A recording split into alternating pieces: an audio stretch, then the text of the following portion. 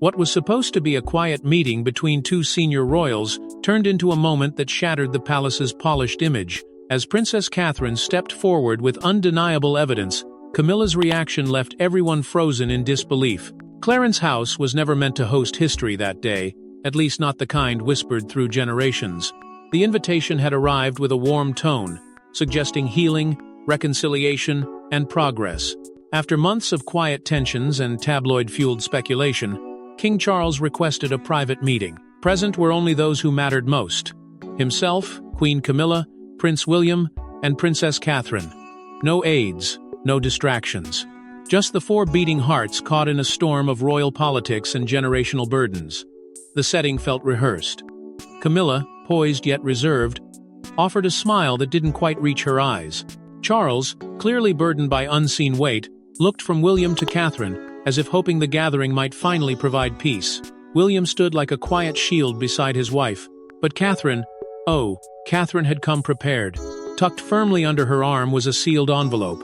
Not just any envelope, but one marked in bold ink, "For the king's eyes only." Charles reached for it, fingers trembling slightly. Before he could open it, Camilla interjected. Her voice, often soft and subdued in public, cracked like a whip. This wasn't part of today's conversation, was it? Her attempt to remain composed was admirable but ineffective. Something in her tone betrayed a sense of alarm, as if she already knew what lay within. Catherine didn't blink. With every ounce of royal restraint and quiet fury, she turned to the king and said, "It's time." Her words, simple but loaded, froze the room. She didn't hand Charles the envelope. She opened it herself. And then, the air in the room shifted. The first few lines were enough to strip the walls of any pretense. They weren't accusations, they were confirmations. Confirmations of manipulation, subtle sabotage, and a carefully orchestrated narrative that had been playing out in silence behind royal walls. Camilla's hands clenched involuntarily. Charles's expression collapsed into disbelief, his knuckles whitening as he gripped the arm of his chair. William, silent but resolute, never looked away from Camilla. Catherine's voice didn't rise, but her words pierced like a blade. The carefully chosen language, supported by dates, correspondences, and statements, left no room for interpretation. It wasn't just a breach of trust, it was an act of war disguised as diplomacy. Camilla didn't speak. Her eyes darted between the king and Catherine, her silence louder than any denial. But what Catherine read next didn't just unveil a secret, it cracked open a web of betrayal that had been years in the making. Behind the queen's carefully rehearsed smile was a plan so intricately woven that even the king couldn't see it until Catherine forced the truth into the light. For years, Camilla had played the role of the dutiful consort, with elegance, modesty, and seemingly no thirst for power.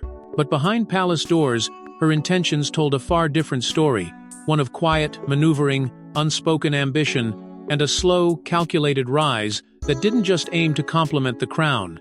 It aimed to control it. It began with the placement of loyal aides, staff who owed their positions not to merit, but to unwavering allegiance to Camilla alone. These individuals filtered what reached the king's ears, controlled access to his time, and manipulated internal communications in a way that slowly redirected power toward the queen consort without anyone publicly noticing. Catherine, for a long while, had sensed something wasn't right. William's calendar began to shift. Briefings meant for him were lost, or mysteriously delayed. Key diplomatic opportunities slipped through their fingers because Camilla's team had mistakenly diverted information elsewhere. At first, it seemed like a coincidence, but as the pattern hardened, Catherine began to realize it wasn't incompetence, it was orchestration. King Charles, already aging and facing mounting public scrutiny, leaned heavily on Camilla's counsel. What he didn't realize was that his dependence was being carefully cultivated. His daily agenda, reshuffled by aides connected to Camilla, excluded crucial meetings that could have reinforced William's and Catherine's positions. Camilla had effectively become the gatekeeper of not only access, but influence. Her power was no longer symbolic, it was operational. But Catherine didn't act rashly. She watched. She waited. And in that silence, her allies began to emerge, some from within Camilla's own circle. A series of secret memos surfaced, intercepted by Catherine's trusted confidantes, These documents detailed decisions that should have gone through William but were instead blocked, rerouted, or outright discarded. Most damning of all, one memo showed a request personally approved by Camilla to remove Catherine from a royal delegation to a key Commonwealth event. The reason given? Image preservation. Yet even that wasn't the full extent of it. Whispers of off-the-record meetings between Camilla and prominent press editors began to reach Catherine's ears. One tabloid piece, now infamous for questioning Catherine's mental stability, was traced back to a journalist who had dined privately with Camilla days before its publication. It wasn't defamation, it was demolition. Quietly executed and coldly deliberate. What Catherine had unveiled wasn't just a rivalry, it was a dismantling of her role, layer by layer, dressed in smiles and smoothed over with tradition. Camilla's plan wasn't simply about influence, it was about legacy, about replacing the memory of Diana's light with her own shadow, about making sure the monarchy bent not toward William and Catherine but toward her blood, her vision, her name. Yet what no one anticipated was how far Camilla was willing to go to secure her legacy and erase someone else's. While the world praised Catherine's poise, few knew she was quietly documenting every betrayal, every manipulation, and waiting for the moment to strike back. To the public, Catherine was the perfect royal, graceful, composed, dutiful. She was the embodiment of elegance under pressure, never faltering, never breaking character. But behind the smiles and carefully curated appearances was a woman at war. A war not waged with public statements or loud defiance, but with silence, strategy, and unshakable resolve. For over 6 years, Catherine maintained a private archive, a meticulous record of inconsistencies, contradictions, and red flags buried deep within palace routines. At first, she questioned herself. Was she imagining the exclusion? The patterns? The subtle shifts in perception? But the more she watched, the clearer the design became. This wasn't random oversight. This was precision. It started with the patronages. Responsibilities that were once earmarked for her were quietly reassigned. Projects she had poured her heart into were placed in the hands of others. And when she asked why, she was met with apologies, wrapped in vague excuses. But Catherine kept the emails. She logged the dates. She noted every briefing she wasn't invited to, every signature that bypassed her, and every palace statement that omitted her entirely. The walls were closing in, but she wasn't about to be crushed. And then came the photographs. Family portraits where Catherine was either absent or cropped. Royal moments that should have included her, erased with strategic indifference. These weren't mistakes. They were erasures, intentional acts of quiet isolation.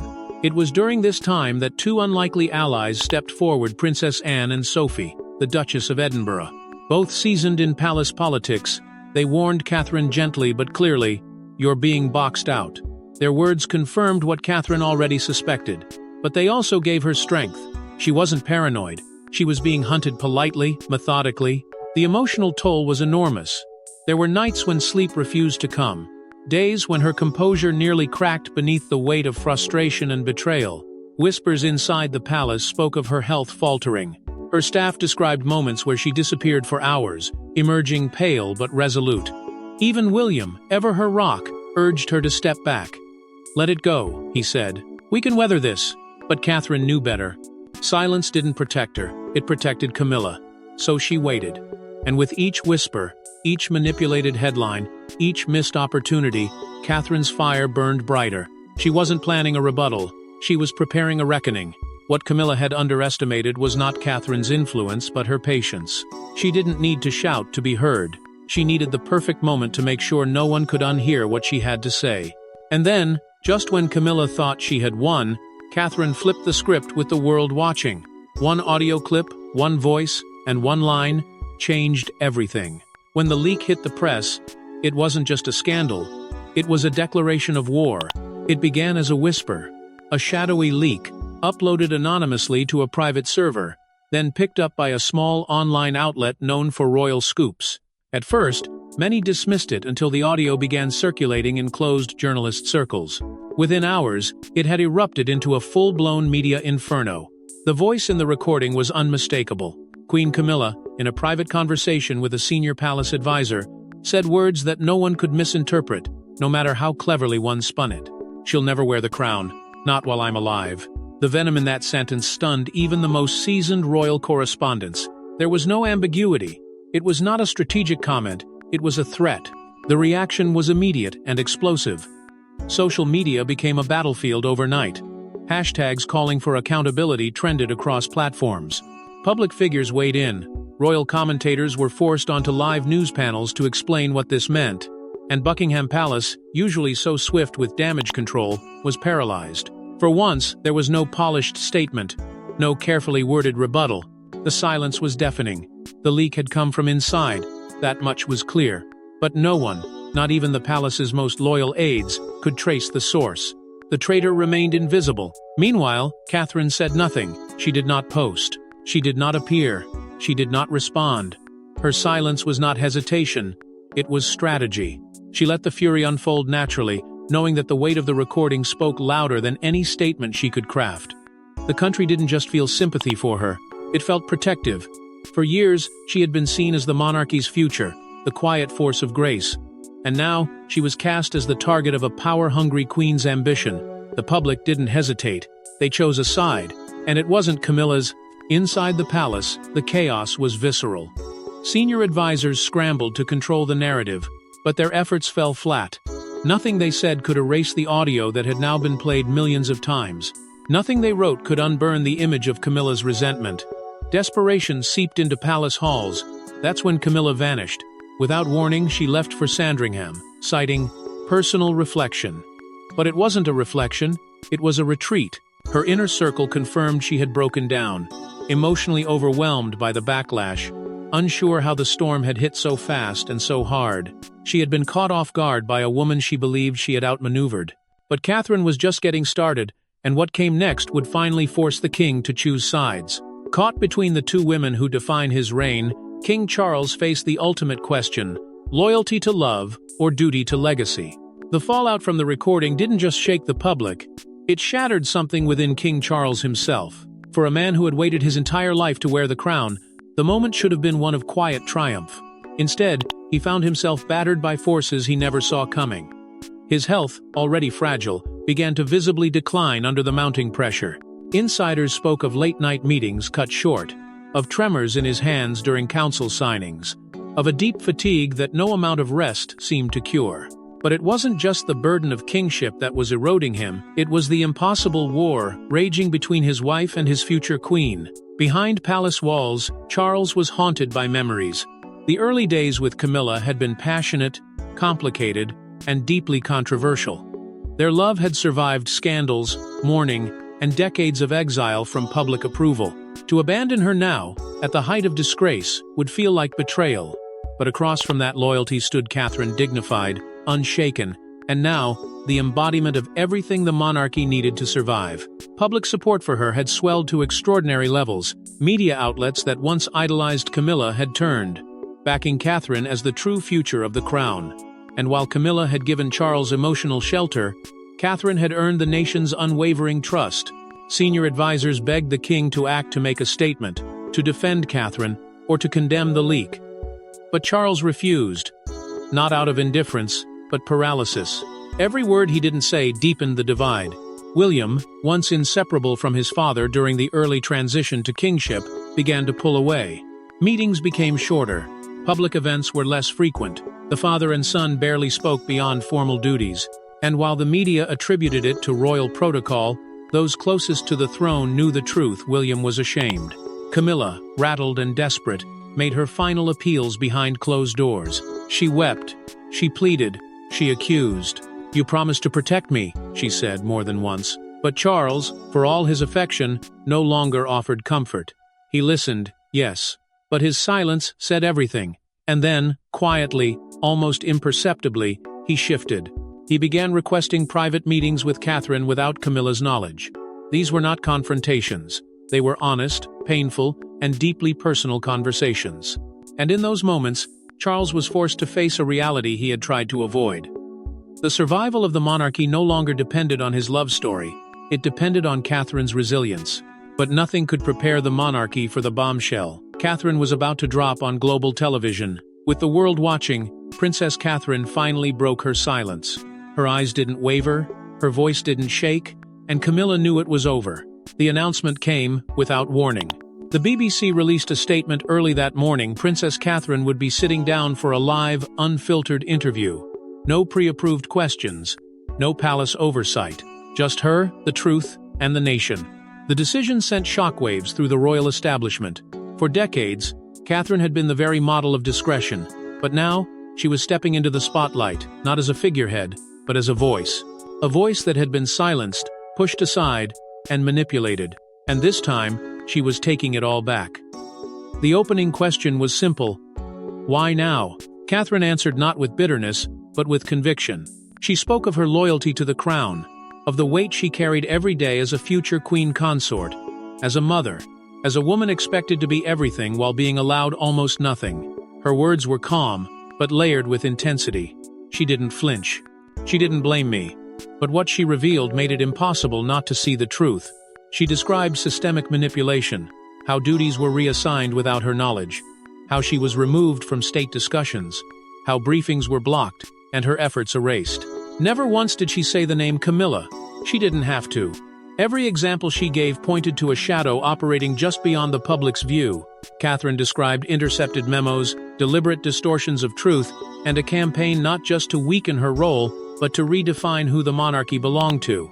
She brought dates. She referenced meetings. She didn't speculate. She cited facts. Then she paused, as the world held its breath, and delivered a line that would echo across generations. A queen serves. A manipulator rules. That sentence alone did what years of quiet suffering could not. It broke the illusion. The public response was immediate. Social media exploded in applause. Hashtags praising Catherine's strength trended in dozens of countries. International leaders, journalists, and public figures took to their platforms to express admiration. Suddenly, it wasn't just a royal matter, it was a global reckoning. What Catherine had done was more than expose injustice. She had reclaimed her power, and with it, reignited belief in the kind of monarchy that could endure. But as the cameras dimmed and the audience quieted, one thing was certain: Catherine had spoken, and there would be no putting the genie back in the bottle. And while the world rallied behind Catherine, Camilla was left to confront a monarchy that no longer welcomed her influence. Inside the palace gates, a once confident queen was now a woman undone. Camilla's tears weren't just for herself, but for a power she could no longer hold. In the days following Catherine's seismic interview, Buckingham Palace fell into a silence more chilling than any scandal could provoke.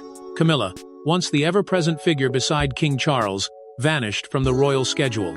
Events that bore her name were suddenly postponed. Public appearances were quietly cancelled. For the first time in her reign, Camilla refused to fulfill her royal duties. The woman who had once fought tooth and nail for a place within the monarchy now couldn't bear to face the cameras or the judgment behind them. Behind closed doors, the collapse was even more profound. Sources from inside the palace described an emotional breakdown unlike anything they'd witnessed before. During what was supposed to be a routine strategy meeting with King Charles and senior aides, Camilla broke down in tears. She slammed the folder of press briefings shut, sobbing uncontrollably, unable to speak. Staff stood frozen, stunned by the queen consort's unraveling. Charles reached for her, but even he couldn't stem the tide. She whispered something, words no one would repeat aloud, but whatever was said made Charles lower his head, defeated. The palace, seeing no way forward, issued a brief and sterile statement. Her Majesty the Queen Consort will be taking an extended personal leave from public engagements to reflect and rest. But the world knew better. This wasn't a rest, it was a retreat. The image of Camilla leaving the palace gates head down, eyes swollen, flanked by security, was captured by every major outlet. The footage played in slow loops across television screens and online platforms, and as the press swarmed, something else became painfully clear. Public sympathy was gone. Those who had once defended Camilla in print and on air were now eerily quiet. Columnists who had praised her resilience pivoted to praising Catherine's courage. Allies in parliament, in aristocracy, even within the royal household, began to distance themselves. No one wanted to be seen standing beside a crumbling legacy, and perhaps most devastating of all, whispers began to circulate, whispers that grew louder with each passing day. Talks of abdication, not from the throne, but from the title. The idea that Camilla might step down quietly to preserve what dignity remained. This was not a fall from grace, it was an erasure. a woman once feared and revered, now isolated, rejected by the very institution she fought to belong to. Her reign, if it could be called that, had ended not with applause, but with silence. But even as Camilla faded into silence, a new power dynamic was taking shape, and it would define the monarchy's next chapter. As one reign quietly crumbled, another began to rise. Not through schemes, but through grace, strength, and the unshakable loyalty of a nation.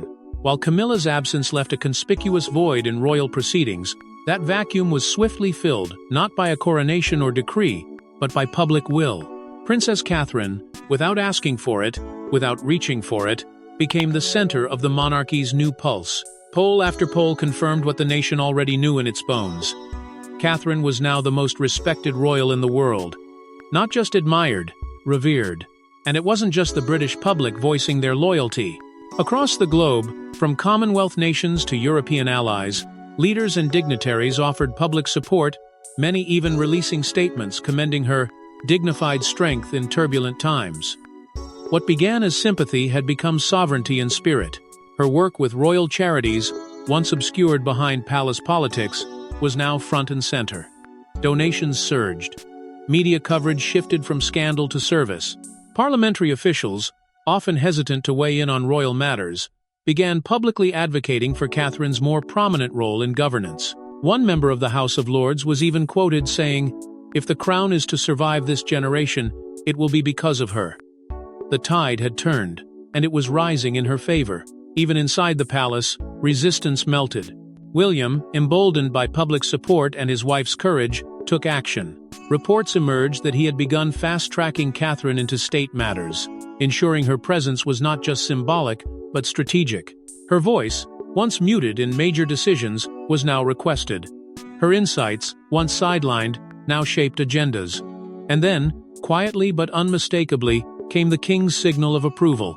Charles, recognizing the irreversible shift in momentum, gave Catherine his blessing to attend Privy Council sessions, a move that hadn't been made for a consort-in-waiting in generations. But the most powerful moment came not from a press conference or a televised event, but from a single, unannounced visit. Catherine appeared at a war memorial in the north of England, alone, without fanfare. She knelt, placed a wreath, and stood in silence. Within hours, thousands had gathered. The footage of veterans and schoolchildren surrounding her, some with tears, others cheering, traveled the world. It wasn't staged. It didn't need to be. At that moment, the people saw not a duchess, not a princess, but a queen. Then, a whisper from the past reignited something deeper. Rumors began to swirl that Queen Elizabeth II's private will had always named Catherine as her favored successor, not in title, but in spirit. A symbolic heir. A woman chosen not because of blood, but because of heart. Whether the rumor was true no longer mattered. The public had made its choice. The crown, in their eyes, was already resting on Catherine's shoulders. But behind every ascension lies one final act, and the royal family had one more secret left to unveil. Buried in the Queen's personal archives was a handwritten letter meant only for one person, and when Catherine read it aloud, it changed the monarchy forever. It was discovered in the most unexpected of ways during a quiet reorganization of Queen Elizabeth II's private collection at Windsor Castle. A sealed envelope, marked in the Queen's own delicate handwriting, simply read, "For Catherine, to be opened only by her." No one had known it existed, not even King Charles. The letter was dated just weeks before the Queen's passing, a time when her health had begun to falter, but her mind, by all accounts, remained sharp as ever. The decision was made to present it in a private family gathering, away from cameras, away from scrutiny, just blood, history, and truth. The air was thick with unspoken tension as Charles, the only other person permitted to read the contents, stood before his family with the letter in hand. He cleared his throat, looked toward Catherine, and then began. The Queen's voice, echoed through his own, was gentle but resolute. She spoke of duty and of grace. Watching Catherine over the years navigate impossible pressure with strength that reminded her of the finest traditions of Windsor women. But then, the letter shifted. She addressed the storm that had threatened to engulf the family. The manipulation, the division, the political jockeying that had weakened the crown. Without naming names, Queen Elizabeth condemned those who had placed ambition over unity, vanity over service. And then came the line that silenced the room. Catherine, you are the spirit of the crown, not by blood, but by soul. Never forget that." The words struck deeper than any public endorsement ever could. They weren't ceremonial. They were prophetic. For a woman so sparing in personal sentiment, this was a coronation of the heart. The Queen had left no confusion over where she believed the future lay, not in titles, not in hierarchy, but in character. Across the room, Camilla sat motionless, her eyes filled with tears, not of relief, but resignation. Whatever grip she had once held had already slipped through her fingers, and now, the Queen's own hand had written the final verdict. As the letter concluded, Camilla stood. There was no scene, no storming out, just a quiet sentence that cut through the silence. "Then it was never truly mine." And with that, she walked out of the room. Out of the ceremony, out of the life she had fought so hard to claim, and this time, she did not return. And so, what began as whispers in the palace corridors ended with a reckoning that reshaped a dynasty. One queen may have cried, but another rose, and with her, a monarchy reborn. Thanks for watching. Don't forget to like and subscribe, and we will see you in the next one.